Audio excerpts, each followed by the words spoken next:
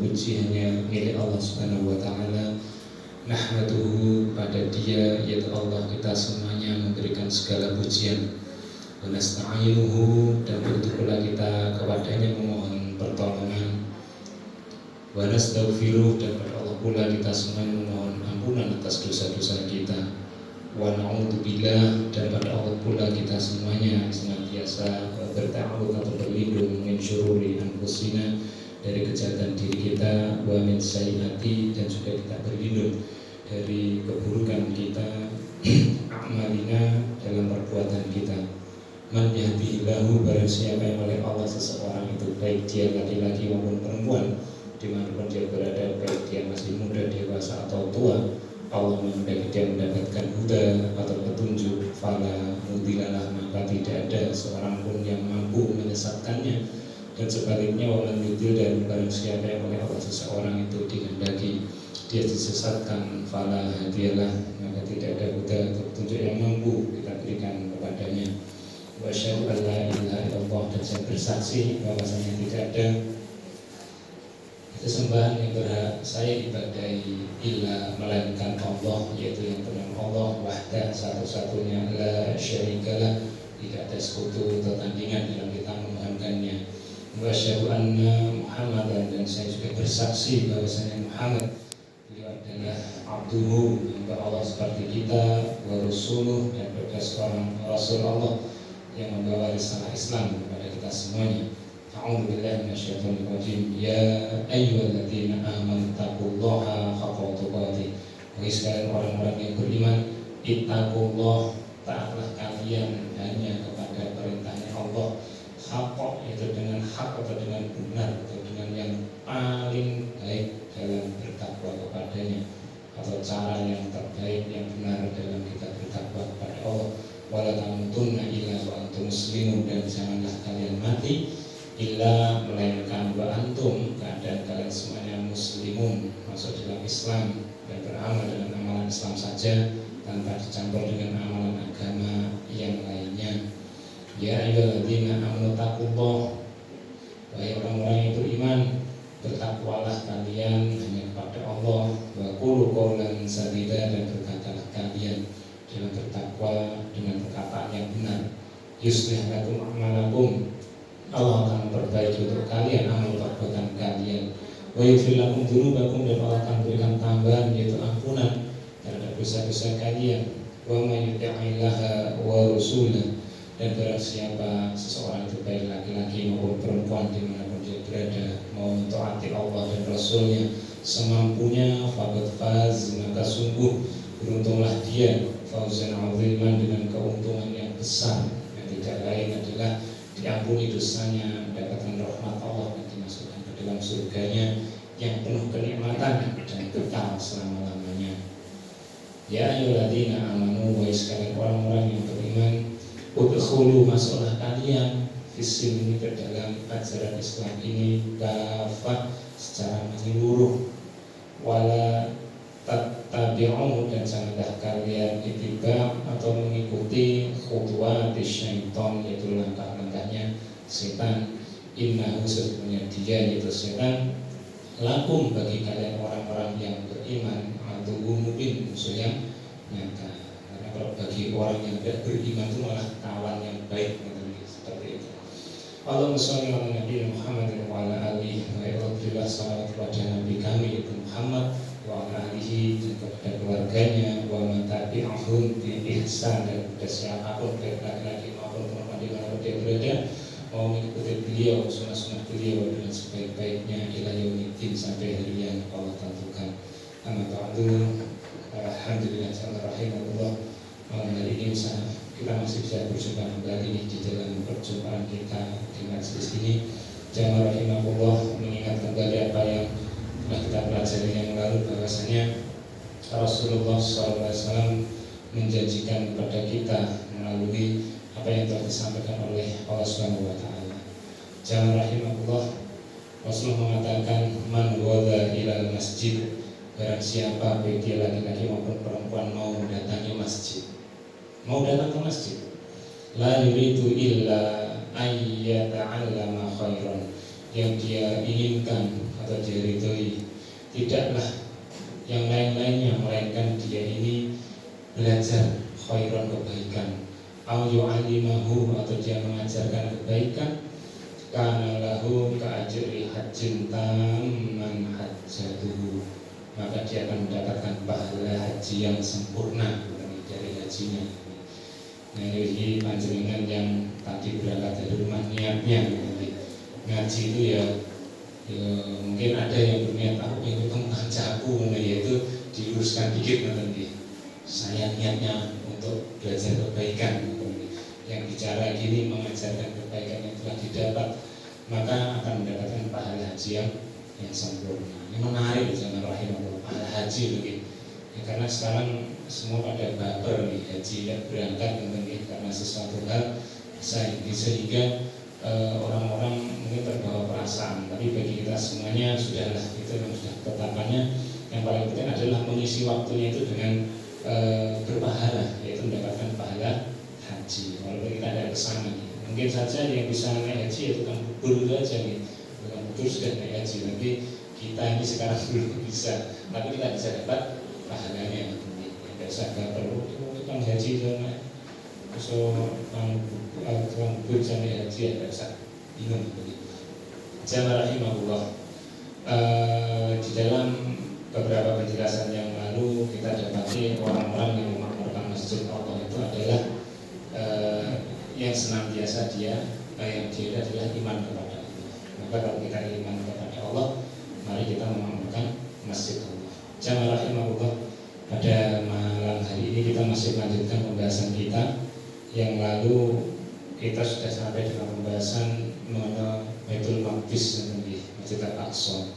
Ini sementara kajian kita ganti tema yang ini sebelum nanti kita kembali ke kajian Al-Quran dan fikih kita. Karena mengenal Baitul Maqdis itu sangat penting, karena ini merupakan salah satu tempat yang sangat bersejarah dan nantinya akan memiliki tempat tersendiri di akhir kehidupan manusia. Karena di wilayah Syam sana, di antaranya Palestina dan sekitarnya itu merupakan tempat pertempuran terakhir antara orang Muslim dan orang kafir. Maka kita perlu tahu, dan di antara tempat itu ada wilayah yang sekarang dikenal dengan Palestina, dan di dalamnya ada satu tempat yang namanya Masjid Al-Aqsa atau Baitul Maqdis. Baik itu rumahnya siapa? Allah. Muqaddas. Maqdis itu muqaddas, yang disucikan. Siapa yang mensucikan? Ya Allah. Seperti apa Allah mensucikannya? Di antaranya nanti Allah memberkahinya. Kita akan bahas setelah ini. Masih ingat Masjid Baitul Maqdis atau Masjid Al-Aqsa ini memiliki nama apa? Namanya apa saja? Ada 3 mungkin. Pertama apa? Masjid Al-Aqsa. Terus kedua Baitul Maqdis. Yang ketiga Masjid apa? Iya. Kita sudah kenal ini. Nah, kalau belum kenal namanya ya belum kenal namanya. Yang kenal enggak? Kenal namanya harus kenal semuanya.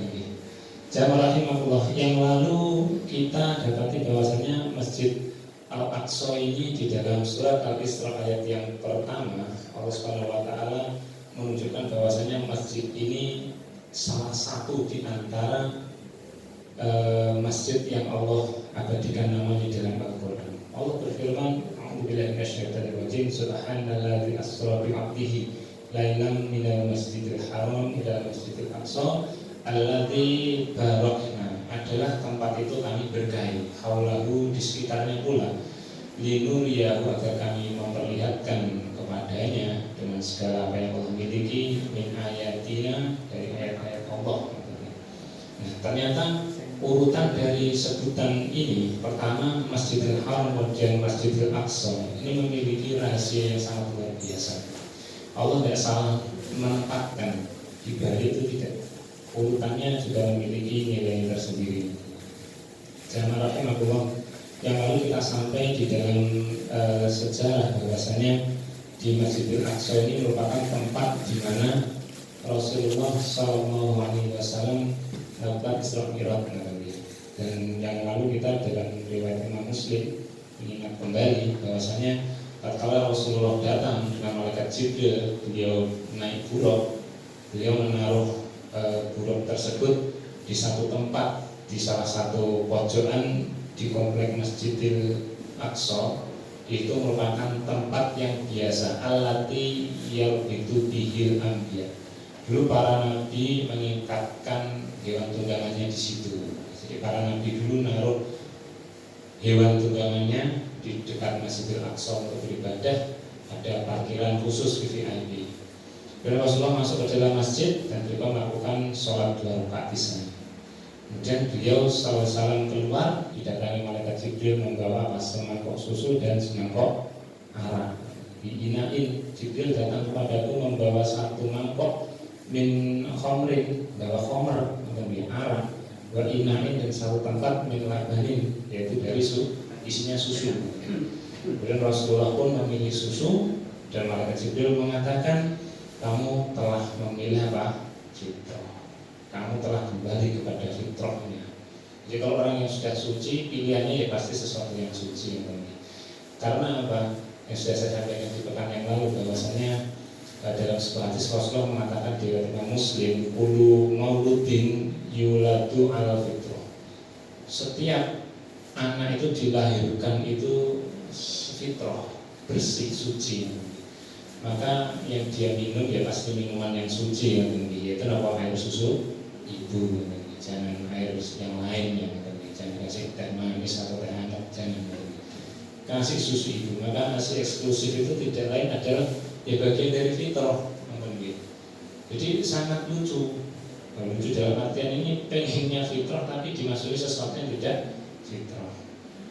Mungkin dari beberapa cerita orang-orang ini bisa kita jadikan satu pelajaran. Anak-anak zaman sekarang atau dulu banyak yang sudah tidak seperti orang-orang dulu. Maksudnya gini, dulu, contohnya saja yang perempuan ya. Mungkin panjenengan yang ibu dulu haid pertama umur berapa kira-kira atau apa? Pada masa SMP kira-kira gitu. Ada yang SD, tidak ada yang rata-rata SMP SMP. Tapi sekarang ini sudah banyak anak-anak kelas 6 itu sudah apa? Sudah haid seperti itu. Artinya sudah ada seperti dulu. Maka persoalannya kenapa kok anak-anak itu sudah mulai berubah secara fisik? Yang tidak lain adalah bahwa penyebabnya ya makanan yang dimakan. Makanan itulah yang tidak tahu yang dari campur aduk pabrikan itu sehingga itu merusak fitrahnya. Maka ya seharusnya tempo atau waktunya sekian itu sudah kacau. Nah itu diantaranya makanan. Sampai Nabi pernah ditanya salah satu sahabat, ya Rasulullah, doakan saya, mintakan saya kepada Allah supaya ini saya menjadi orang yang makbul doanya. Jadi dia ini pengen, kasarannya ya Rasulullah, saya ini pengen setiap berdoa ini doa saya dikabulkan oleh Allah. Doa saya manjur, tolong mintakan kepada Allah supaya saya digolongkan menjadi orang yang makbul doanya. Kira-kira panjenengan pengen tidak seperti itu? Terus apa jawab Nabi? Apa kira-kira panjenengan? Didoakan sama Nabi orang itu? Jawabannya tidak.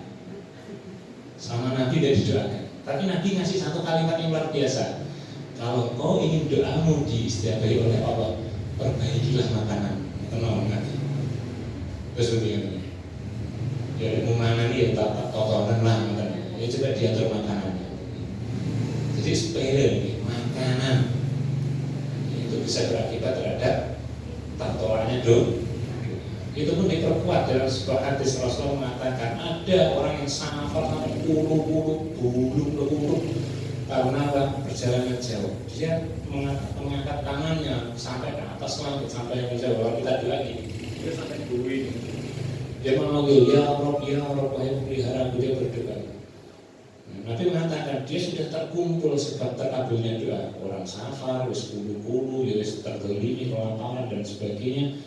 Tapi doanya tidak dikabulkan. Nabi mengatakan gimana dikabulkan? Bahwa yang dimakan dari hal yang haram, pakaiannya dari yang haram, ini makanan gitu. Maka dari itu Rasul makan sesuatu yang dikonsumsi, sesuatu yang fitrah.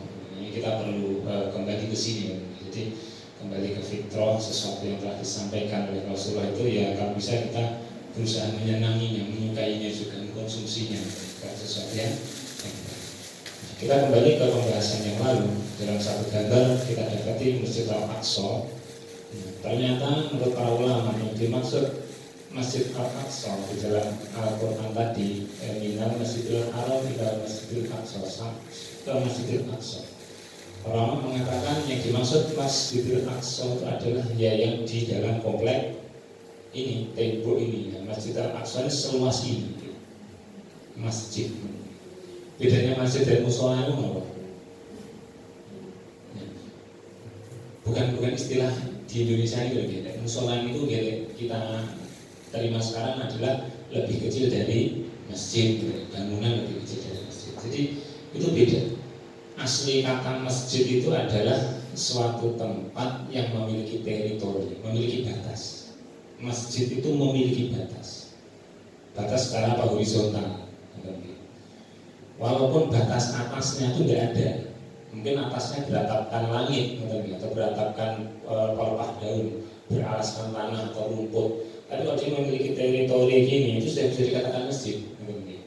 Ada masjid lama-lama dulu cuma tingginya temboknya cuma 1 meter, nah ini masjid. Tapi kalau musola itu musola, tempat sholat. Aslinya itu musola itu tempat sholat. Jadi Nabi mengatakan keunggulan umatku ini Allah menjadikan seluruh permukaan bumi itu sebagai tempat sholat atau musola. Jadi boleh kita sholat di tengah hutan, di halaman rumah, di tengah jalan itu boleh pakai sholat. Tapi ada syaratnya ya, jangan ada yang lewat atau seperti itu. Artinya boleh sholat di situ. Yang dilarang adalah tempat yang terlarang, misal kuburan, tempat yang banyak najisnya itu tidak boleh. Itu hanya pelarangan dalam sebab khusus. Tapi secara seluruh tempat di muka bumi ini ya sebagai tempat sholat. Maka dikatakan musola. Bahkan di dalam Al-Quran kan ada watakhidhu min maqami Ibrahim musola. Jadikanlah makom Ibrahim itu tempat dia berpijak pas menyusun Ka'bah itu sebagai apa? Musola, tempat sholat. Jadi kalau orang tawaf di sana setelah keliling, dia sholatnya di mana? Ya di wilayah dekatnya siapa? Ibrahim berdiri dulu. Jadi satu titik di situ, radius itu dia sholat menghadap ke Ka'bah. Yang paling utama ya di situ karena ayatnya di makam Ibrahim itu musola sebagai tempat sholat. Itu tidak ada teritorinya. Pokoknya Ibrahim itu yang bikin sholat di situ. Nah, jadi tempat yang dinamakan Masjid Al-Aqsa ini ya teritorinya seperti ini, batas horizontal seperti itu.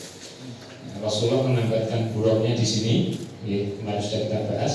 Masjid yang sekarang ini Masjid Jami Al-Qibli ini yang dinamakan Masjid Al-Aqsa saat ini.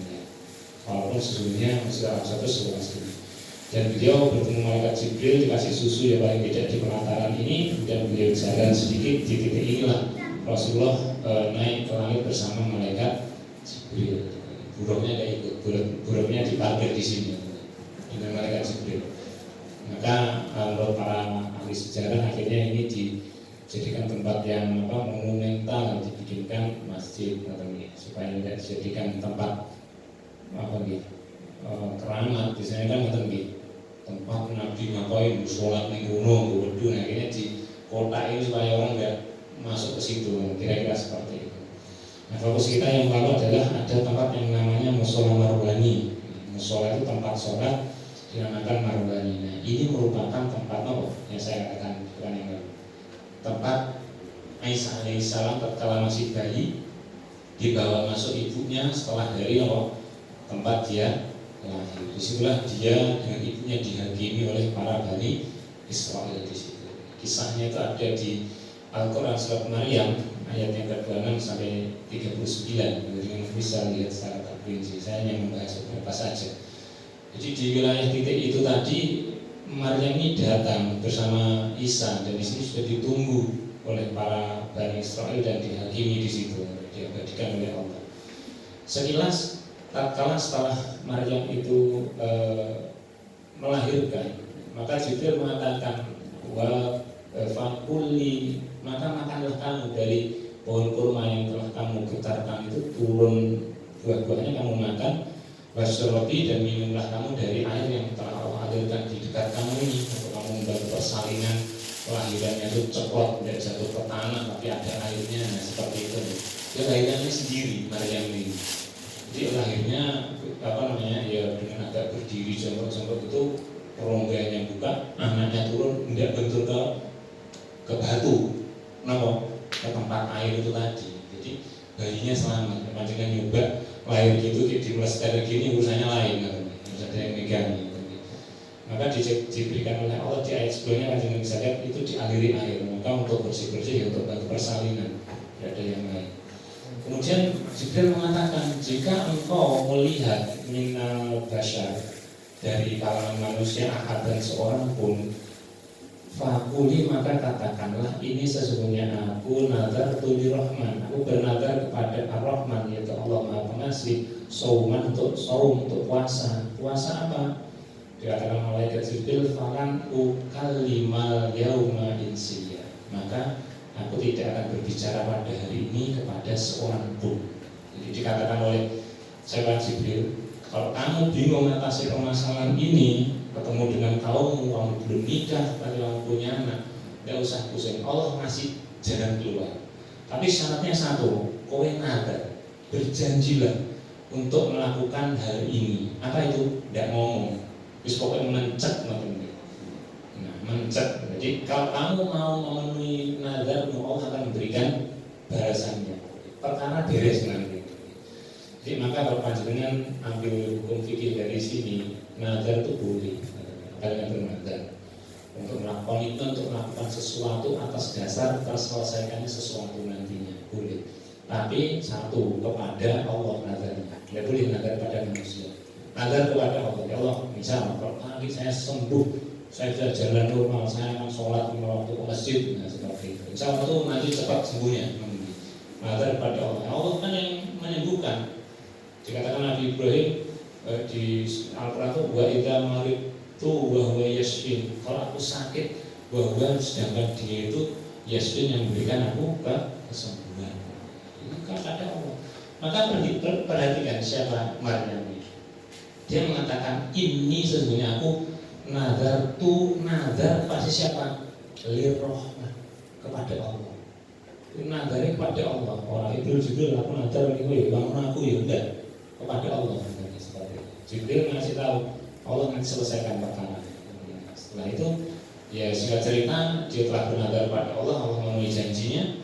Maka fa'atat bihi, dia mendatangi bihi dengannya, Isa yang masih bayi tadi, kaumnya.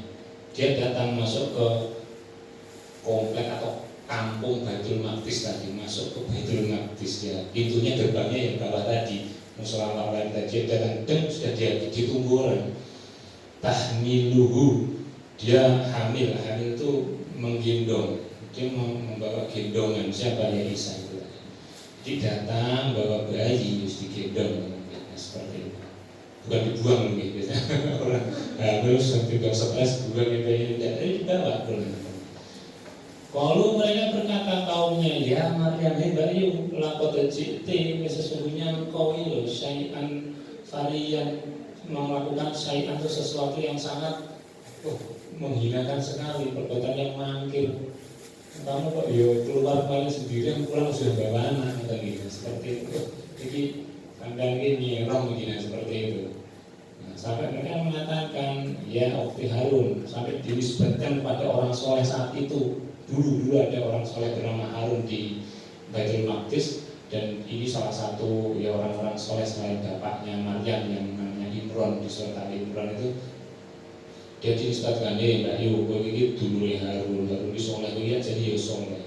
Bukanlah karena abuki, bapakmu itu imra'a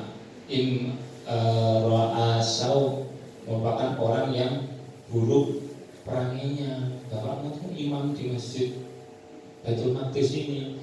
Wa ma kanat ummuki, sedangkan ibumu itu ya bukan pesina. Kalau kamu kok seperti pesina, katanya seperti itu. Goannya kan yo wong itu kan zina, kira seperti itu.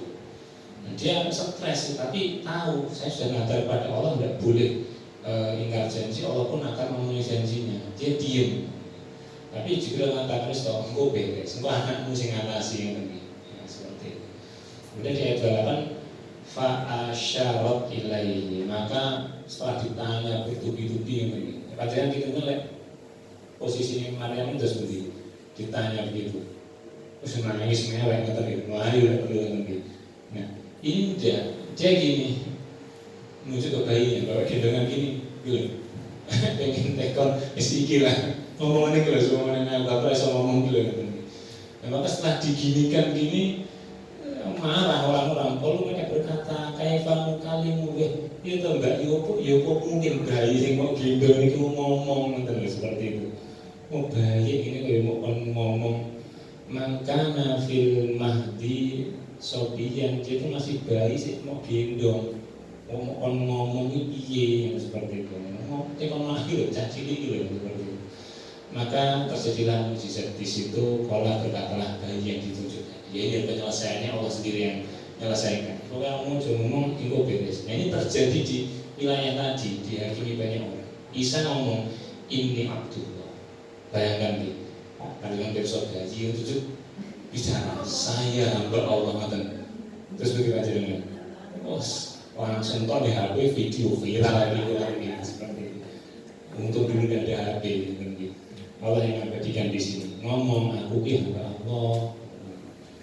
Atani ya kitab, aku ini diberi Allah kita. Bayangkan gitu. Siapa?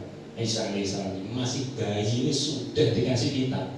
Sudah ada kitab yang diberikan pada dia. Walaupun secara goib belum muncul kitabnya, sudah diberi kitab.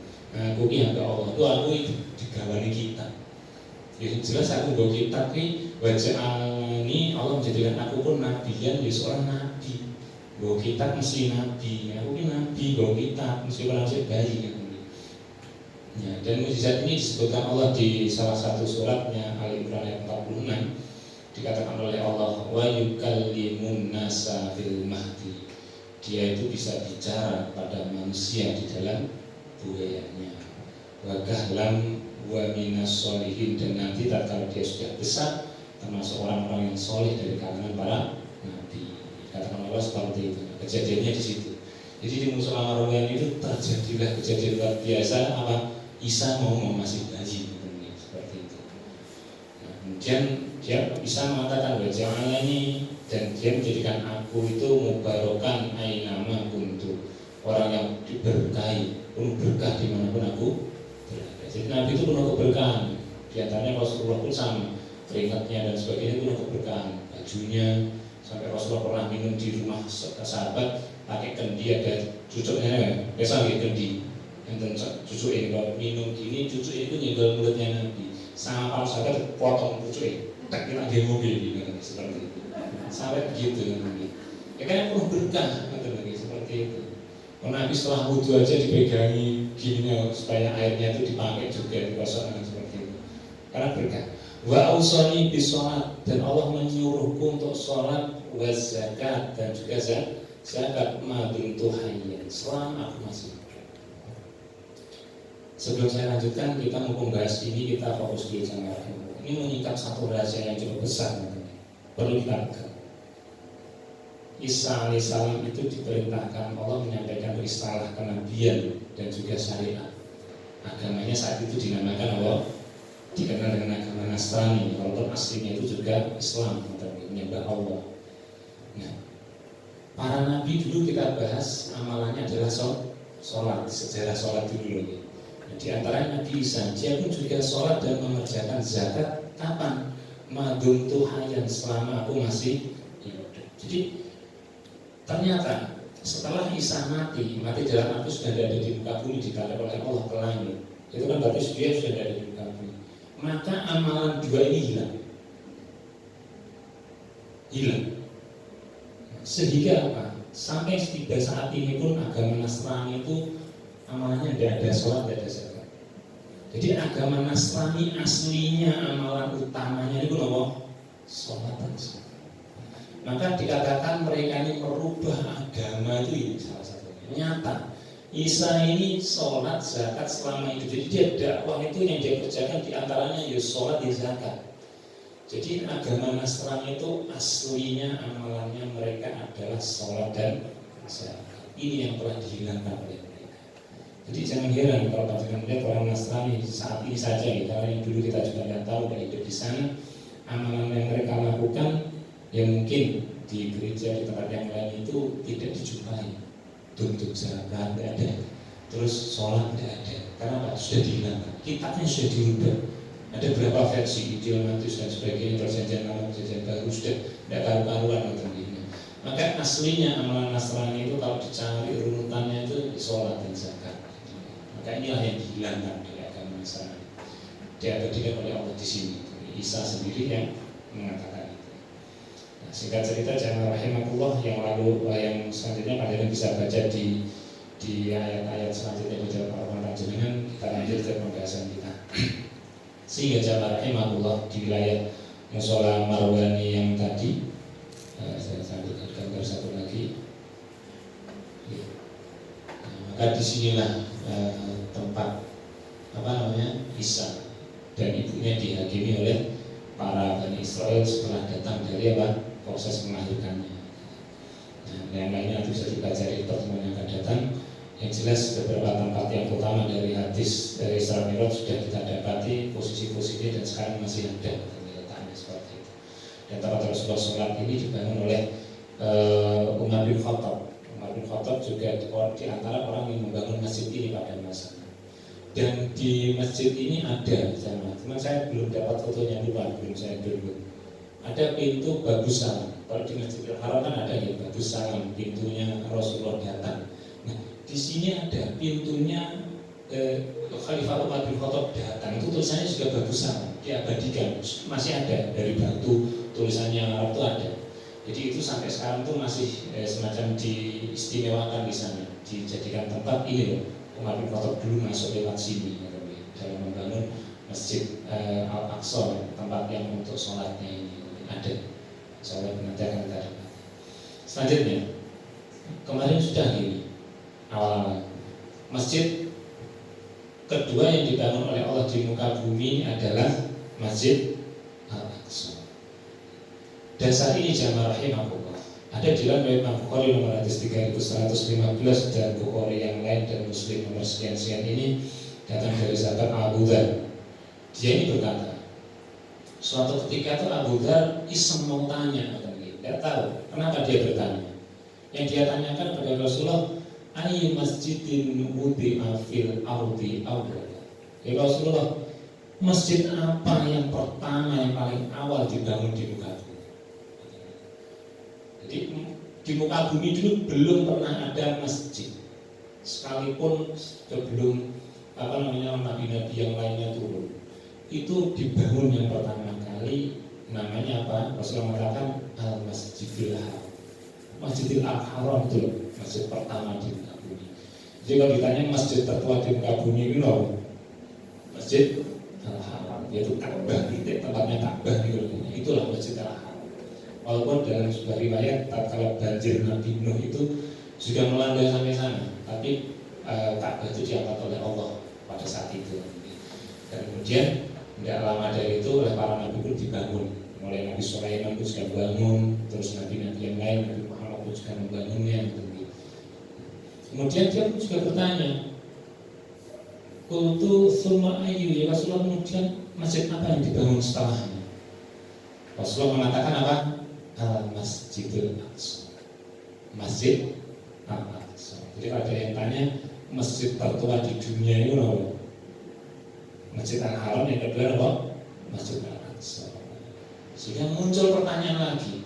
Berarti pertama Masjid Al-Haram, kemudian Masjid Al-Aqsa. Nah, terus interval waktunya ini kapan bangunnya? Apakah setelah di titik di Masjid Al-Haram Baitullah di Ka'bah sana dibangun, kemudian besoknya bangun Al-Aqsa walaupun jaraknya cukup jauh antara Makkah sama Palestina sana? Dan Rasulullah ditanya oleh Abu Dzar, "Qultu kam kana baina huma?" Berapa selang waktu atau interval antara keduanya tatkala membangunnya? Jawab Rasulullah, arba'una sanatan, 40 tahun. Ini ada jawaban kuis yang luar biasa yang wajib tanya nanti. Berarti umur nanti jarak bangunnya berapa? 40 tahun. Jadi ada rahasia di angka 40 tahun ini dalam ajaran Islam. Nabi diangkat di umur 40 tahun. Di surat Al-Ahqaf ayat 15 itu seseorang yang sudah sampai 40 tahun maka dia berdoa Rabbi ma'uzini ashkura dan sebagainya itu. Maka angka 40 tahun ini sangat istimewa. Di antaranya Allah membangun masjid kedua di muka bumi. Saya katakan di muka bumi, garis merah ini, garis besar. Di muka bumi masjid kedua Al-Aqsa itu 40 tahun setelah Ka'bah itu dibangun oleh Allah Subhanahu wa taala. Dan Rasulullah mengatakan, kamu sudah tahu ya, masjid kedua yang dibangun di muka bumi Al-Aqsa 40 tahun setelahnya itu Rasulullah mengatakan tsumma aina ma adrakat kas-shalah ba'du fasholih fa innal fadla fi. Kemudian atau tatkala kamu di wilayah sana di Masjidil Aqsa, kamu telah datang ke sana, ada panggilan azan, waktu sholat sudah datang, maka sholatlah kamu di sana. Fasolihi, maka sholatlah kamu di sana. Oh, di mana? Di titik terserah di dalam Masjid Al-Aqsa itu. Fa'inna, maka sesungguhnya atau karena sesungguhnya ada fadilah atau keutamaan di atas tanah Al-Aqsa itu tadi. Maka dari Rasulullah mengatakan, kalau kamu punya tenaga biaya waktu, berangkatlah dengan susah payah ketika masjid di antara Masjid Al-Aqsa, karena ada keutamaan sholat di sana. Keutamanya apa? Sholat kita akan kita pelajari. Ada hadisnya yang merupakan keutamaan yang lain dari Masjid Al-Aqsa. Jamaah rahimahullah, saya punya kuis ini berhadiah ini ada. Tadi kan masjid setelah saya sampaikan tadi tempat beribadah kepada Allah. Ternyata tempat peribadahan kepada Allah itu ada 3. Ada 3. Pertanyaannya, apa 3 nama tempat peribadahan kepada Allah Subhanahu wa taala? Kalau ada yang tahu, saya hitung sampai 10. 1, 2, 3. Angkat tangan yang tahu. Benar tak? Ada hadiahnya di sini, ada 1 buku. Ada yang mau ngajar? Saya kasih clue. Semuanya merupakan masjid. Ada 3 tempat peribadahan kepada Allah dan 3-tiganya masjid. Ayo. Belum ada yang angkat tangan? Harus benar 3-3 ini. Tidak ada? 3, 2, 1. Harus ada yang monggo silakan dicatat. Yang pertama, Baitul Ma'mur. Ada 1 tempat peribadahan kepada Allah yang bernama Baitul Ma'mur. Bahasa Arabnya Baitul Ma'mur, pakai ain, Ma'mur. Yang kedua, Baitullah Al-Haram. Yang ketiga adalah Baitul Maqdis. Baitnya Allah, rumahnya Allah itu ada 3. Ternyata ada 3 tempat beribadah kepada Allah yang ada pertama kali itu 3. Sudah pernah dengar ya namanya ini semuanya ini? Sebelum saya sebutin tadi pernah dengar ya? Baitul Ma'mur pernah? Kalau ngaji dulu pernah mengenai sholat dulu ada saya sebut Baitul Ma'mur. Nah, kita akan bahas satu persatu. Yang pertama Baitul Maqdis yang telah kita pelajari ini dan yang akan datang. Itu merupakan salah satu tempat beribadah kepada Allah. Letaknya di mana? Palestina. Dia memiliki nama lain Masjid Al-Aqsa, disebutkan oleh Allah Subhanahu wa taala dalam Al-Qur'an di antaranya surat Al-Isra surat 17 ayat yang pertama. Kemudian yang kedua memiliki nama apa? Masjid Ilya.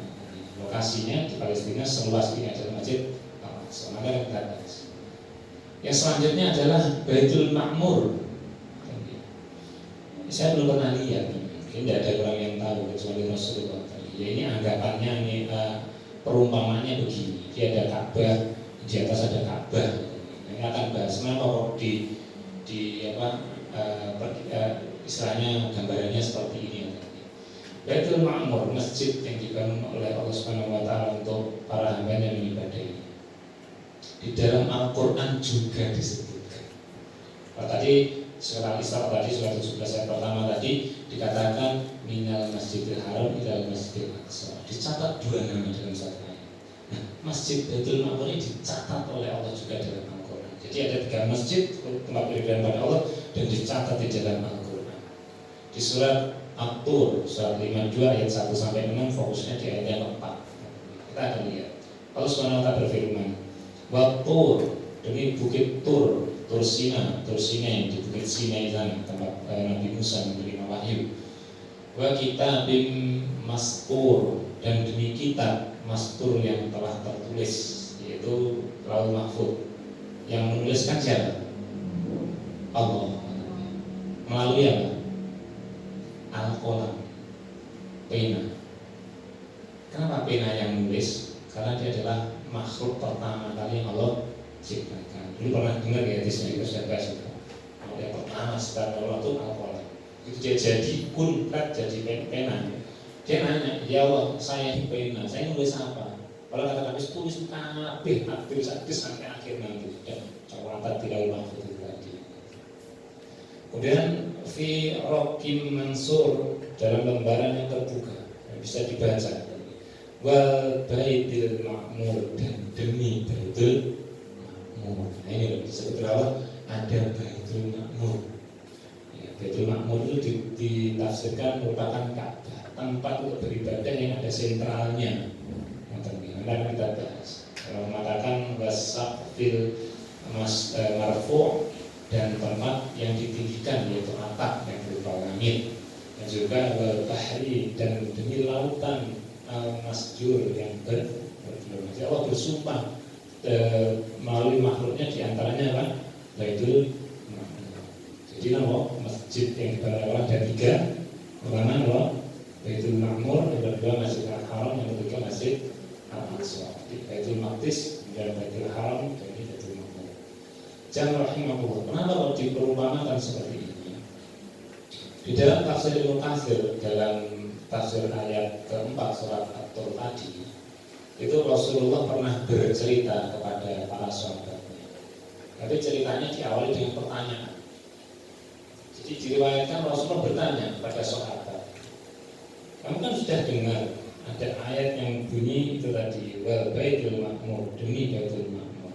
Rasulullah mengatakan, "Hal tadruna ma Baitul Ma'mur? Tahukah kamu apakah itu Baitul Ma'mur?" Kuis yang kedua, apa itu Baitul Ma'mur? Apa itu? Ada yang mengatakan? Ini ada di dalam tas saya. Ada? 3, 2, 1, lewat. Para sahabat pun ditanya, dia tidak ngerti. Jawabannya apa? Allahu wa Rasuluhu. Ya, Allah dan Rasulnya yang diberitahu. Allah Maha Tahu dan Rasulnya yang telah diberitahu. Terus yang kembali pada Allah dan Majid dengan mohon, kami tidak ngerti. Ini jawabannya Nabi, dicatat. Artinya kita perlu garis tebal bahwasanya Baitul Ma'mur itu saya mengatakan fa innahu masjidun. Baitul Ma'mur itu masjid. Kata Nabi apa? Sesungguhnya fa inna, maka sesungguhnya, penegasan Baitul Ma'mur itu masjid. Letaknya di mana? Fis sama, di langit. Di langit seperti itu. Masjid kan kepada sahabat, engkau nunggu di dunia seperti itu. Sahabat bingung, masjid di atas. Letaknya bihiyalil Ka'bah, posisinya tepat di atas Ka'bah. Jadi Nabi mengatakan ada masjid yang letaknya bukan di muka bumi. Dia di langit, posisinya tepat di atas Ka'bah. Kalau kamu di dekat Ka'bah nempel, kamu lihat begini, gitu, kamu tidur di atapnya Ka'bah, lihat ke atas, gitu, Baitul Ma'mur di atas sana, lurus, dan 90 derajat ketemu sana, itu adalah Baitul Ma'mur. Dalam riwayat tafsir Imam At-Tabarani dari kota ada diriwayatkan fa innahu masjidun. Nabi juga mengatakan sesungguhnya dia itu masjid fis sama, di langit. Tapi apa kata Nabi? Tahtahul Ka'bah, di bawahnya adalah Ka'bah. Hadis yang pertama, dia tepat di atas Ka'bah. Hadis yang kedua, Baitul Ma'mur itu bawahnya itu Ka'bah. Jadi kalau disebutkan bagaimana? Baitul Ma'mur itu tegak lurus dengan apa? Ka'bah. Kalau kamu di Baitul Ma'mur lihat bawah Ka'bah, kamu di bawah Ka'bah lihat ke atas Baitul Ma'mur, letaknya tidak kelihatan. Untuk menegaskan lagi Rasulullah sampai mengatakan dalam lanjutan hadisnya, lau khorro, seandainya itu masjid Baitul Ma'mur itu jatuh, seperti kita naruh gantangan burung, gantungannya cepot, gantangannya burungnya jatuh, la khorro alaiha, maka akan menimpa Ka'bah. Seandainya, itu tidak mungkin, namanya seandainya itu tidak mungkin. Di atas sana umpama itu cublok ini, udah naik Ka'bah seperti itu. Ini penegasannya. Maka masjid, saya jelaskan dulu. Rasulullah mengatakan, yusalla fihi kulla yaumin. Di dalamnya itu ada yang sholat fihi, di dalamnya di Masjid Baitul Ma'mur itu kulla yaumin, setiap harinya. Yang sholat di sana itu setiap hari ada. Sab'una alfa malakin, sekitar 70.000 malaikat. Idza kharaju minhu, setelah mereka beribadah kemudian keluar, lam yamutu akhira ma alaihim, tidak kembali lagi ke sana sampai orang yang sampai mereka terakhir pun yang satu rombongan 70.000 tadi. Artinya apa? Masjid itu kan ada 3 tempat ibadah pada Allah. Yang pertama Masjid Baitul Ma'mur, kedua Baitul Haram sesuai penciptaannya lagi. Yang ketiga adalah Masjid Al-Aqsa tadi. Yang 2 itu di muka bumi. Yang pertama dibangun di muka bumi adalah Masjid Al-Haram, yang kedua Masjid Al-Aqsa. Yang satu ini dibangun Allah di langit. Karena makhluk Allah ada 2, penduduk langit dan penduduk bumi. Penduduk langit para malaikat, cuma langit keberapa nanti akan kita lihat hadisnya. Jadi kuis sudah ada apa nanti di langit sana. Terus yang kedua di bumi ada 2, yaitu Masjid Al-Haram yang selanjutnya Masjid Al-Aqsa. Dalam sebuah riwayat itu juga disebutkan bahwasanya para malaikat beribadah ke sana diantaranya karena mereka telah merasa berdosa menyepelekan kemampuan Allah. Di dalam surat Al-Baqarah kan dikatakan Allah mengatakan qulna lil malaikati inni ja'ilun fil ardi khalifah. Malaikat aku, qala rabbuka lil malaikati. Ingat tatkala Allah berbicara kepada malaikat, ini ja'ilun fil ardi khalifah. Aku akan menjadikan di muka bumi khalifah. Malaikat menjawab apa? Qalu ataj'alu fiha may yusidu fiha wa yasfiku dima. Ya Rasul, ya Allah, engkau menjadikan khalifah ini, mereka ini nanti akan melakukan kerusakan, saling bunuh-bunuhan. Wa nahnu, sedangkan kami musabbihu, kami ini senantiasa memuji Engkau, wa bihamdika, kami ini mensucikan Engkau, bertahmid kepadamu, wa nuqaddis lak, dan kami nuqaddis itu qaddas itu mensucikan kamu. Dan Allah mengatakan inni a'lamu ma la ta'lamun, aku lebih ngerti daripada kamu. Jadi karena di antaranya mereka ini merasa berdosa itu mereka pun beribadah untuk menebus sesuatu yang telah salah itu tadi di dalam Baitul Ma'mur ibadah di sana. Ada riwayat seperti itu, tapi terkait kebenarannya belum alam dan di dalam cerita seperti itu. Tapi yang jelas masjid yang pertama ini diciptakan oleh Allah adalah Baitul Ma'mur untuk penduduk langit. Kemudian setelah itu di bumi ditentukan yang pertama adalah Masjid Al-Haram, yang ketiga adalah Masjid Al-Aqsa, yang merupakan juga masjid kedua di muka bumi. Jadi nanti bisa meluruskan sejarah. Masjid tertua itu ada di negara sana, itu hanya dari batu kelilingnya sekian ini, prasastinya begini udah itu ditinggalkan saja. Kata Nabi, pertama di muka bumi Masjid Al-Haram, yang kedua adalah Masjid Al-Aqsa. Maka itu penyebutannya di dalam surat Al-Isra pertama tadi, minal Masjidil Haram ke Masjidil Aqsa itu ya karena urutannya begitu. Masjid Al-Haram kemudian dibangun Masjid Al-Aqsa, walaupun secara fisik rusak dan sebagainya dibangun lagi oleh orang-orang yang setelahnya itu, tapi peletakan pertama, bentuk pertamanya itu bisa. Kalau istilah kita itu Allah yang meletakkan pada masa 40 tahun setelah pembangunan Masjid Al-Haram. Itu cara rahimahullah. Ada pertanyaan sebenarnya. Sudah bisa nih. Di langit mana Baitul Ma'mur berada? Jadi kuis saja gitu, makanya nggak datang nanti. Besok kuisnya dibuka langsung angkat tangan, ada hadiahnya nanti. Akan mohon kira-kira itu yang saya akan pelajari sampai malam hari ini. Sebelum kita lanjut di pembahasan tentang Masjid Al-Aqsa ini, masih banyak luar biasa yang saya katakan. Allah bisa menambah hasanah kepada kita dan semangat kita dalam menjaga dan merebut Masjid Al-Aqsa ke depannya. Ada yang bertanya mungkin? Tidak ada? Pertanyaannya jawabannya nopol. Aduh, pertanyaannya jawabannya siap sekali. Saya kira, nanti saya akan nanya itu jawabannya apa? Saya gitu. Di luar daripada pembahasan masalah masker. Bagaimana seorang masker menutup begininya besar? Oh, gitu. Ini masalah klasik ya sebenarnya. Ini ditanyakan oleh Pak Haji atau Pak Muhammad Ikhwan. Saya sudah kenal semua yang namanya ini. Saya sudah kenal beliau. Bagaimana tentang hukum masker kalau kita sholat, terutama sholat fardu dengan memakai masker di gedung? Ini ulama berbeda pendapat. Pendapatnya itu terbagi menjadi dua. Yang pertama alasannya syar'i, yang kedua adalah syarat berupa kondisi. Yang syar'inya itu memang kita ini kalau sholat tidak boleh tertutup mukanya, tidak boleh tertutup muka. Panjenengan di Baitullah Ihram pakai tutup muka. Haji pakai tutup muka, tidak nih. Dilepas ini burkanya ini dilepas. Sholat itu juga seperti itu. Mengapa? Karena memang syaratnya kata Nabi namanya sujud itu yang sahnya itu 7 tulang nempel ke alas. Jadi kalau kita pakai kopiah yang mengangkat gini ya dinaikkan sedikit lah dia batu ini yang di antaranya bisa mengatakan kepala artinya itu ini dahi dan hidung, 2 telapak tangan, 2 lutut dan 2 ujung jari kaki. Maka ulama mengatakan sujud itu tidak sah kalau dalam kondisi normal itu 7 anggota itu tertutup salah satunya. Itu kalau orang berpegang pada itu apapun kondisinya dia akan tetap sholat dibuka. Itu yang pertama, kalau dia memegang hukum syar'inya.